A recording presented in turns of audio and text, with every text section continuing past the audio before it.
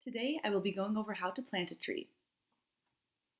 Before planting, loosely attach a numbered label to the tree and record that number onto the tree record form. Fill in the date, height, diameter, and species. This information will be used to monitor the survival and growth of trees in future years.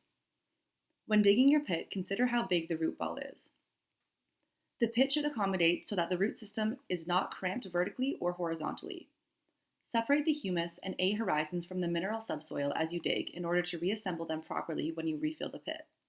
Remove the tree from its pot and spread out the root ball with your hands. The plant's root collar should be about 5 to 7 centimeters or a hand's width below the soil surface. Apply the chicken wire around the tree and tie it together with the available wiring. Make sure it is set several centimeters below the surface of the soil. Begin to replace the soil over the carefully placed root. Try to retain the structure of the original soil horizons as much as possible, but do not firm the soil yet. Grasp the trunk of the sapling and gently but firmly shake it in order to distribute soil particles around the root system. At this point, you should gently pull up on the sapling to raise the root collar until it is parallel with the soil surface, but be very careful not to snap it off.